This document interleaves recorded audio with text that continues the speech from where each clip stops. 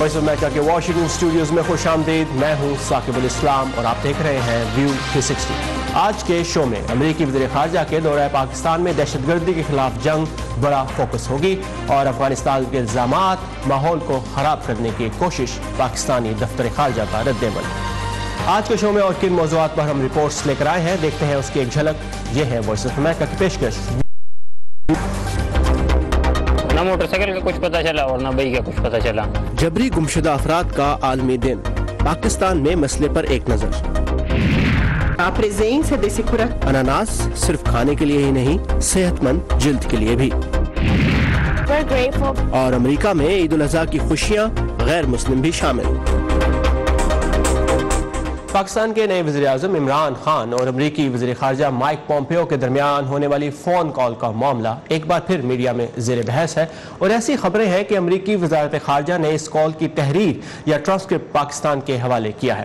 اس پر امریکی وزارت خارجہ کا رد عمل کیا ہے جانتے ہیں نخبت ملک سے جو اس وقت کیپٹل ہل پر ہے. نخبت، یہ معاملہ کہاں تک پہنچا؟ جی ثاقب، گزشتہ روز ایک پاکستانی اخبار میں شائع ہونے والی اس خبر نے خاصی ہلچل مچائی کہ امریکہ نے اب مائک پومپیو اور عمران خان کے درمیان ہونے والی کال کی ٹرانسکرپٹ پاکستان کے حوالے کی ہے، جس میں دونوں رہنماؤں کی گفتگو یہ واضح کرتی ہے کہ اس کال کے بعد امریکہ نے جو کچھ کہا تھا وہ سچ تھا اور پاکستان کو اپنے اس پیغام پر اب غور کرنا چاہیے جس میں اس نے اس امریکی بیان کو حقائق کے منافی قرار دیا تھا. وائس آف امریکہ کو امریکی وزارت خارجہ نے اسی معاملے پر اپنا رد عمل دیا ہے جس میں انہوں نے اپنی اس خبر کی تردید یا تصدیق تو نہیں کی، تاہم ان کا کہنا تھا کہ ہم نجی طور پر کی گئی سفارتی بات چیت اور رابطوں پر کوئی تبصرہ نہیں کریں گے. اس بات کو سمجھنے کے لیے آپ کا شکریہ. دوسری طرف پاکستانی وزارت خارجہ کی ترجمان محمد بریفنگ میں اسی معاملے پر جب ایک سوال کیا گیا تو کچھ اس طرح سے کہا کہ ہم چاہتے ہیں کہ اب یہ معاملہ ختم ہو جائے اور پاکستان کے وزیر خارجہ اس پر تفصیلی بات چیت کر چکے ہیں. ہمیں سیاسی طور پر آگے بڑھنے کی ضرورت. جب سیاسی طور پر آگے بڑھنے کی بات ہو ہی رہی ہے تو یہاں یہ بتاتی چلوں کہ امریکی وزیر دفاع جم میٹس نے منگل کو اس بات کی تصدیق کی تھی کہ امریکی وزیر خارجہ مائک پومپیو اسلام آباد میں پاکستان کی حکومت کے نئے نمائندوں سے ملاقات کر رہے ہیں اور اس ملاقات میں ان کے ہمراہ امریکی joint chief of staff general Joseph Dunford بھی. اور اس موضوع کا اس گفتگو کا جو مرکزی موضوع ہے وہ دہشت گردی رہے گا. دیکھتے ہیں. As far as Pakistan goes, the Secretary of State and the Chairman are going to fly in. جہاں تک پاکستان کی بات ہے، وزیر خارجہ اور چیئرمین پاکستان کی نئی حکومت کے نمائندوں سے ملاقات کے لیے اسلام آباد جا رہے ہیں اور یہ بالکل واضح کر دینا چاہتے ہیں کہ ہم سب ملکوں کو مل کر اپنے مشترکہ دشمن سے نمٹنا ہوگا اور یہی بات ہماری گفتگو کا بنیادی حصہ رہے گی. اور اسی بریفنگ میں امریکی وزیر دفاع نے جو ہے امریکی افواج اور نیٹو کے کردار پر بھی بات کی اور اس تاثر کو رد کیا کہ غزنی میں امریکی فوج جو ہے وہ ناکام ہوئی ہے. ان کا کہنا تھا کہ غزنی جیسے علاقے میں ایک مجرم ہونا آسان لیکن پولیس کے فرائض انجام دینا مشکل ہے اور طالبان کے غزنی میں 6 مقاصد تھے جس میں سے وہ نہیں کر سکے. جی ثاقب. نخبت ملک ہمارے ساتھ تھے کیپٹل ہل سے. Thank you Nukhbat for these updates. اور غزنی کی بات ہوئی تو افغانستان کی وزارت داخلہ کے ترجمان نے 10 اگست کو غزنی شہر پر دہشت گردوں کے حملے کی ابتدائی تحقیقات کی بنیاد پر الزام عائد کیا ہے کہ اس حملے کی منصوبہ بندی پاکستان میں کی گئی تھی. افغان اہلکار کے مطابق حملہ آوروں کے پسپا ہونے کے بعد پاکستانی جنگجوؤں کی لاشیں غزنی کی گلیوں میں پائی گئیں. 10 اگست کو شروع ہونے والے اس حملے میں بھاری اسلحے سے لیس طالبان جنگجوؤں نے کئی اطراف سے شہر پر حملہ کیا تھا.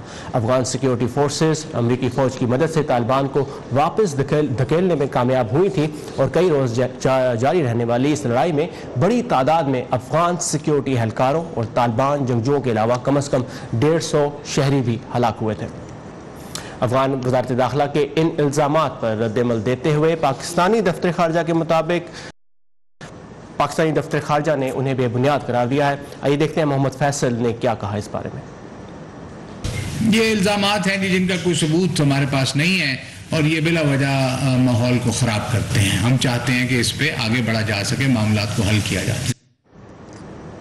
مذہبی جماعت تحریک لبیک یا رسول اللہ نیدرلینڈ کے ایک سیاستدان گیرٹ وائلڈر کی جانب سے پیغمبر اسلام کی شان میں گستاخانہ خاکوں کے مقابلے کے منصوبے کے خلاف لاہور سے اسلام آباد تک مارچ کر رہی ہے اور ان کا مطالبہ ہے کہ حکومت ہالینڈ کے سفیر کو فی الفور ملک بدر کر کے اپنے سفیر کو واپس بلائے اور یہ پیغام دیا جائے کہ مقابلے کا منصوبہ منسوخ کیا جائے۔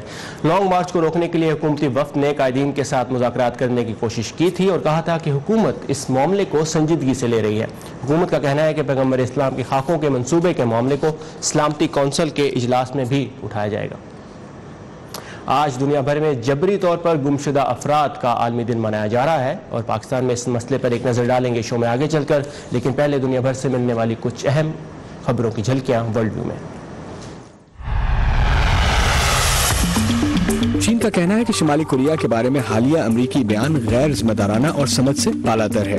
یہ بیان صدر ٹرمپ کے اس تبصرے کے رد عمل میں آیا ہے جس میں انہوں نے پیونگ یانگ کے جوہری ہتھیار بنانے کے مسئلے کے حل میں چین کے کردار پر سوال اٹھایا تھا۔ وائٹ ہاؤس کی جانب سے جاری کردہ بیان میں کہا گیا ہے کہ صدر ٹرمپ کو یقین ہے کہ شمالی کوریا چین کی جانب سے شدید دباؤ کا شکار ہے، لیکن اس کے باوجود چین پیونگ یانگ کو خاصی امداد بھی دے رہا ہے، بشمول ایندھن کی فراہمی، کھاد اور دیگر اشیاء کے۔ بھارتی ریاست کیرالہ میں شدید سیلاب کے کچھ ہی دن بعد تقریباً 30,000 رضاکاروں پر مبنی ٹیم نے ریاست کے علاقے کٹاننگ میں صفائی کا کام شروع کر دیا ہے۔ بہت سے افراد دیگر علاقوں سے رضاکارانہ طور پر عمارتوں اور پانی سے متاثرہ علاقوں کی صفائی کرنے کے لیے شریک ہوئے۔ بحالی کے کام میں بیرونی ممالک سے آئے ہوئے سیاح بھی شامل ہیں۔ شدید سیلاب کے باعث کیرالہ میں 300 سے زائد افراد ہلاک ہوئے ہیں اور 200 ارب روپے سے زیادہ کا نقصان ریکارڈ کیا گیا ہے۔ بھارت کے زیر انتظام کشمیر میں جمعرات کو آئین کی اس کرنے پر مکمل ہڑتال کی گئی جس کے تحت مستقل بنیادوں پر وہاں رہنے والوں کو خصوصی حقوق دیے گئے ہیں۔ آئین کی شق کے تحت باہر کے علاقوں سے آنے والے افراد کے ملازمت اور زمین خریدنے پر پابندی عائد ہے۔ کچھ درخواست گزاروں کی جانب سے اس آئینی شق کو عدالت میں چیلنج کیا گیا ہے اور جمعے کو اس درخواست کی سماعت کی جائے گی۔ کشمیر کے ایک رہائشی کا کہنا تھا کہ وہاں مقیم تمام افراد اس آئینی اقدام کی مخالفت کریں گے۔ ہڑتال کے باعث بارامولہ اور بنی ہل کے علاقوں میں 2 دن تک ٹرین سروس معطل رہی اور تمام یونیورسٹیوں میں داخلے کے امتحانات کے نئے اسکیڈول دیے گئے ہیں۔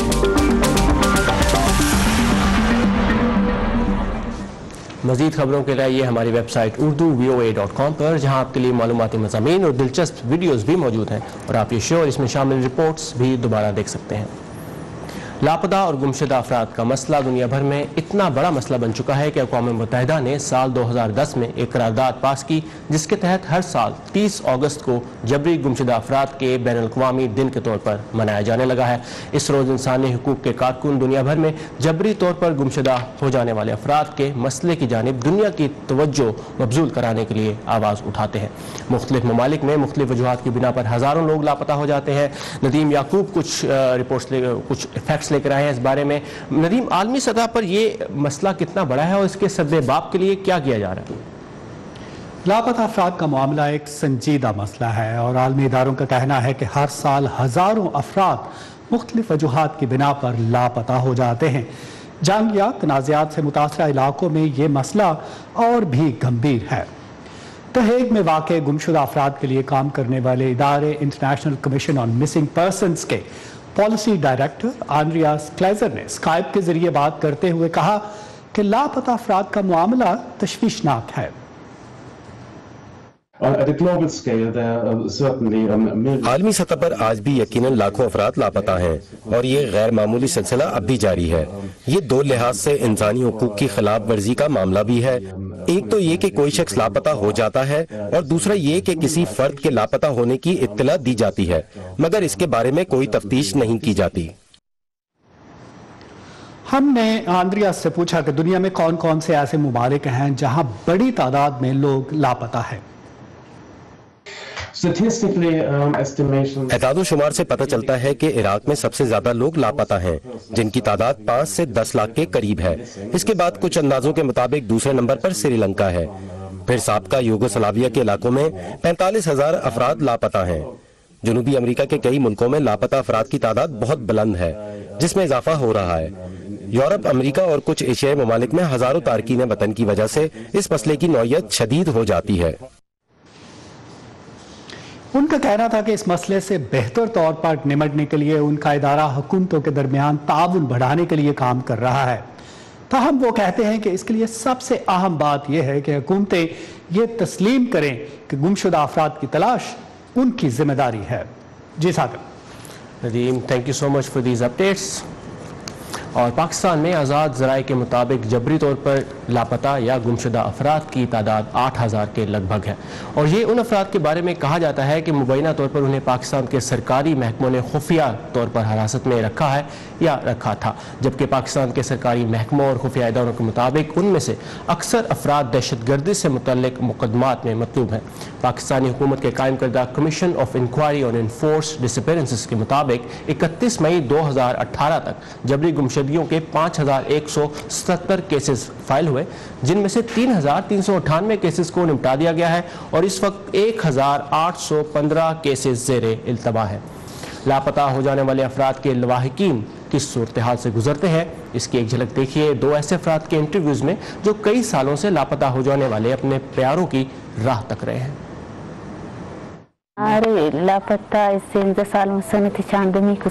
میرے شوہر 13 سال سے لاپتہ ہیں, اب 14 سال ہے. اس کے غم میں اس کے والد اور والدہ یہ دنیا چھوڑ گئے ہیں. میری ایک بیٹی بھی فوت ہو گئی ہے. میں بہت پریشان ہوں. وہ صبح گھر سے نکلتے, محنت مزدوری کرتے اور شام کو گھر لوٹتے تھے. بچوں کا بہت خیال رکھتے تھے. ایک دن وہ صبح گھر سے گئے اور پھر نہیں لوٹے.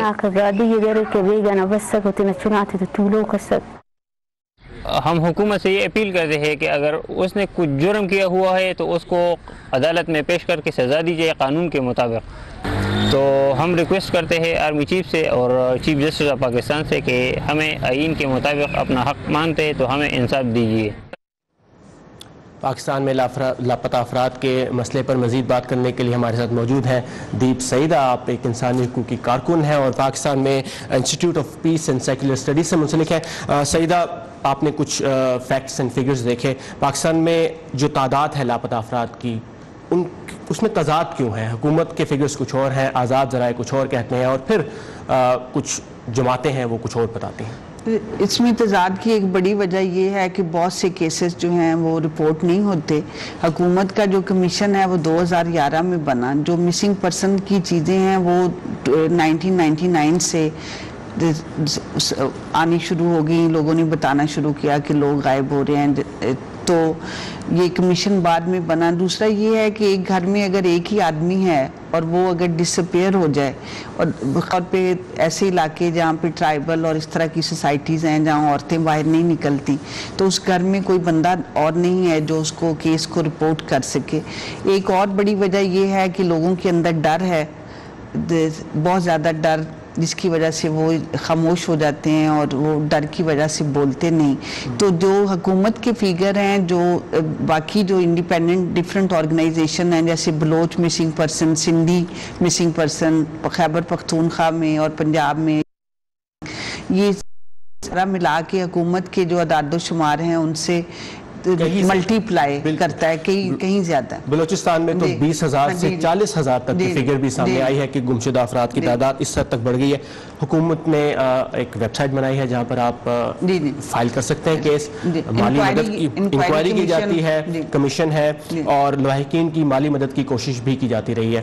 تو حکومت پاکستان مزید کیا کر سکتی ہے؟ مالی مدد کی تو میں نہیں سمجھتی کہ کوئی کوشش کی جا رہی ہے. یہ تو ہیومن رائٹس آرگنائزیشن جو ہیں ان کا یہ بہت عرصے سے ہے کہ یہ مسنگ پرسن والا جو ایشو ہے اس میں بہت سیریس بات ہے کہ اس کو ایک کرائم تصور کیا جائے, کرمنلائز کیا جائے کہ یہ ایک بہت بڑا جرم ہے.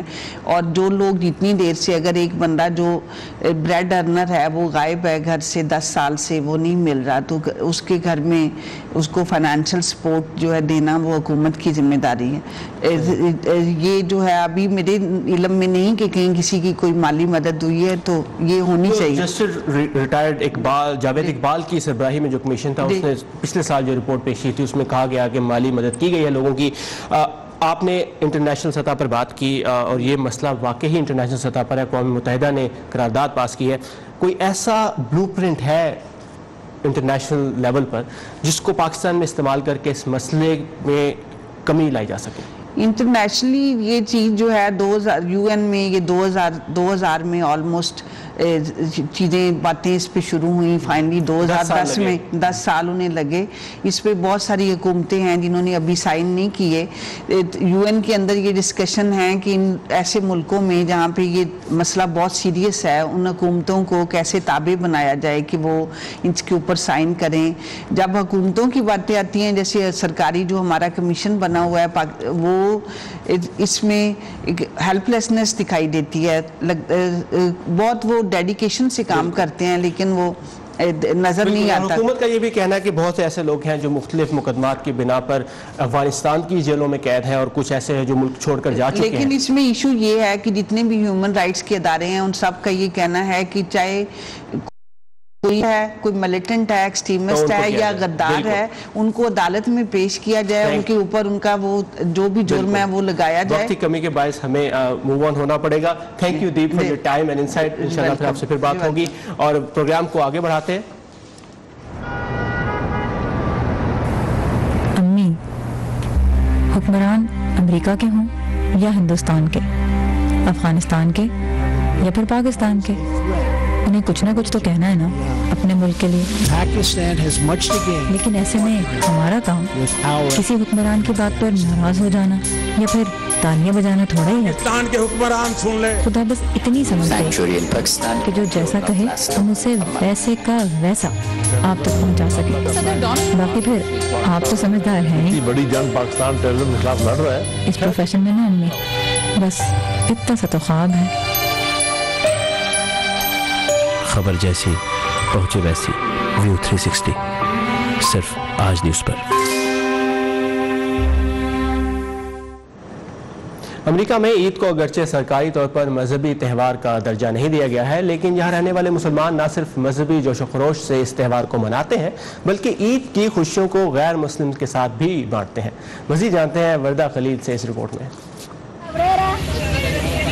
امریکی ریاست میری لینڈ کے شہر سلور سپرنگ کے اس رہائشی کمپلیکس کے باہر قطاروں میں کھڑے اکثر افراد کا تعلق لاطینی امریکہ کے ممالک سے ہے اور آج ان کے لیے ایک خاص دن ہے کیونکہ ہر سال کی طرح اس سال بھی مونٹگومری کاؤنٹی مسلم فیڈریشن کے نمائندے انہیں عید الاضحیٰ کی خوشیوں میں شریک کرنے پہنچے ہیں. یہ لاطینی کمیونٹی کے لیے بہت مددگار ہیں. ہم ہر سال ان کے آنے کا انتظار کرتے ہیں اور بہت محبت اور احترام کرتے ہیں.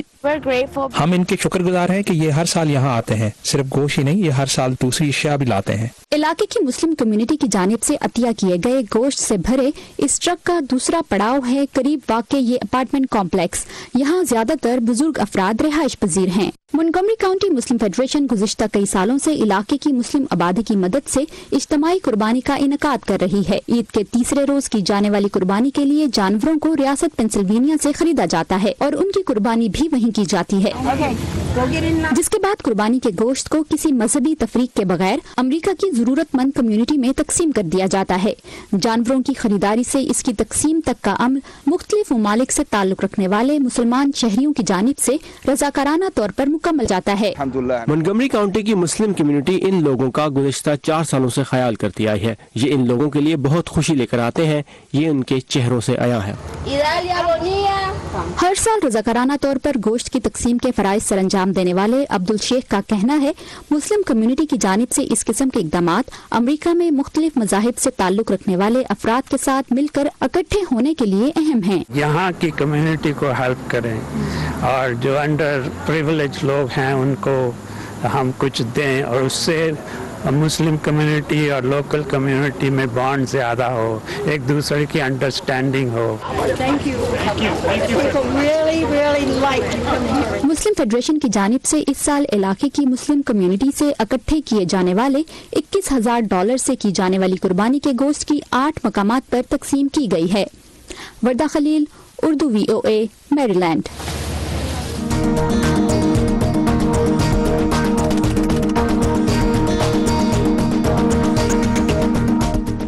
برازیل میں ریسرچرز اناناس یا پائن ایپل کا استعمال کر کے ایک ایسی نئی ایجاد سامنے لا رہے ہیں جس سے جلد پر موجود زخموں کو مندمل کرنے کے عمل میں تیزی لائی جا سکے گی. یہ سب کیسے ممکن ہوگا, دیکھتے ہیں آج کی ہیلتھ رپورٹ میں. अनानास दुनिया भर में गर्म मरतूब मौसम का पसंदीदा तरीन फल तस्वुर किया जाता है, लेकिन खाने के अलावा इसका कुछ और इस्तेमाल भी है। ब्राजील के रिसर्चर्स ने जदीद अद्वियात में भी इसे मुतारिफ कराया है, और ये इसलिए कि जनूबी अमेरिका में पैदा होने वाले इस मजेदार और खट्टे फल में ब्रोमेलिन पाया जाता है, जो सूजन खत्म करने वाला एक ऐसा उन्सर है जो इस खित्ते में तवील अरसे से जल्दी बीमारियों की शिफा के अमल में तेजी का सबब भी है। ब्राजील के रिसर्चर्स ने ब्रोमेलिन को नैनो सेलुलस के साथ मिला दिया। ये जेली की शक्ल का एक ऐसा मादा है जिसे जख्मों को मुंदमिल करने के लिए इस्तेमाल किया जाता है। नैनो सेलुलस से बनी इस जेली में ब्रोमेलिन की मिकदार पाई जाती है, जिसमें प्रोटीन को हजम करने की सलाहियत है, और ये जख्म की ऊपरी मुर्दा सतह को हटाने में मुआविन साबित होती है। इसके हट जाने से ऑक्सीजन जिल्द तक बराह रास्त पहुँचती है और यूं जख्म के बेहतर होने में मदद मिलती है। नैनो सेलुलस को फलों के फुजले से बनने वाले बैक्टीरिया के इस्तेमाल से तैयार किया जाता है। हमारी इस दरियाफ्त के दो मकासद हैं। एक तो ये कि ब्रोमेलिन को अनानास के छिलके से अखज़ किया जाता है, दूसरे नैनो सेलुलस की तैयारी में भी बचे कुछ फलों से बनाए गए कल्चर को इस्तेमाल करते हैं। ये कल्चर नैनो सेलुलस की तैयारी में इस्तेमाल होने वाले बैक्टीरिया की नशोनुमा करता है। ये दरियाफ्त अभी इलाज मुआलजे में पेशरफ्त के इब्तदाई मराहिल में है। जूली ताबो के साथ सादिया असद, उर्दू VOA। अफ्रीका के मुल्क मलावी में कोई फिल्म स्कूल और सिनेमा घर नहीं है, लेकिन वहाँ बनने वाली फिल्मों को बैनुल अक़वामी अवार्ड्स मिलते हैं और इनकी इंडस्ट्री को मॉलीवुड कहा जाता है। इन फिल्मों के डायरेक्टर्स ने जो फिल्में खुद से बनाई सीखी हैं, इस साल रवांडा में होने वाले अफ्रीकन मूवी अकेडमी अवार्ड्स के लिए उनमें से 7 डायरेक्टर्स को नामजद किया गया है। आइए उनसे मिलते हैं। In 3, 2, 1 and action. Malawi film director flora सोया की पहली फिल्म माई मदर स्टोरी ने गुज़िश्ता साल रियासत कैलिफोर्निया में silicon valley African film festival में खुसूसी अवार्ड जीता था। उनकी यही मूवी रवांडा के अफ्रीकन मूवी अवार्ड्स में बतौर बेहतरीन फीचर फिल्म नामजद हुई है। बैनुल अक़वामी पहचान के बावजूद सोया को फिल्में बनाने के लिए अभी भी वक्त और पैसे के लिए कोशिशें करनी पड़ती हैं। For me, I also do some things. मैं दीगर काम भी करती हूँ, जैसे कि मैं किसान हूँ, मैं जानवर भी पालती हूँ और इसी मुनाफे से मैं फिल्में बनाती हूँ। Get money to invest in movies. Malawi ही के एक और डायरेक्टर चार्ल्स शिमोजोया ने 2009 में अपनी पहली film seasons of the life के लिए 7 बैनुल अक़वामी अवार्ड्स जीते। इनमें से एक अफ्रीकन मूवी अकेडमी अवार्ड्स के लिए भी नामजद हुई है। उनका कहना है कि मलावी फिल्म इंडस्ट्री को मजीद मदद की जरूरत है। What is your surname? I don't have a surname. Yeah, the biggest challenge is to get the finance. सबसे बड़ा चैलेंज फिल्में बनाने के लिए रकम हासिल करना है। मेरे ख्याल में बड़ा मसला ये है कि मलावी में बहुत से माली मुआवनत फराहम करने वाले इदारे ये नहीं समझते कि मलावी में फिल्में बनाई जा सकती हैं, क्योंकि हमारी फिल्में बनाने की तारीख ही नहीं है। Because we don't have a history of filmmaking. Malawi में कोई फिल्म स्कूल नहीं है, लिहाजा जोया और सोया जैसे डायरेक्टर्स ने यूट्यूब से फिल्में बनाना सीखी हैं। लेकिन अभी तक मलावी के अंदर कोई सिनेमा नहीं। बहुत से लोग वीडियो शोरूम्स में इकट्ठे होकर फिल्में देखते हैं, लेकिन वो ज्यादातर गैर मुल्की होती हैं।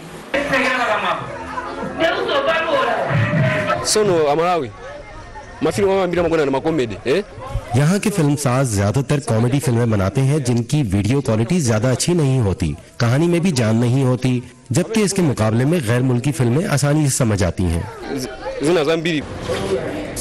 लेकिन मलावी के फिल्म साजों को उम्मीद है कि वो ये तासुर तब्दील कर सकेंगे। मलावी की हुकूमत सालाना $4 लाख फनून लतीफ़ा के फरोग पर खर्च करती है। इसका एक छोटा सा हिस्सा ही फिल्म साजों को बतौर कर्ज मिलता है। लामेक मासीना की रिपोर्ट के साथ नीलोफर मुगल, उर्दू VOA। ये था आज का व्यू 360। फीडबैक के लिए आइए facebook.com उर्दू के पेज पर, और ताज़ा तरीन खबरों के लिए हमारी वेबसाइट urduvoa.com। साकिब उल इस्लाम को इजाज़त दीजिए। Have a nice evening.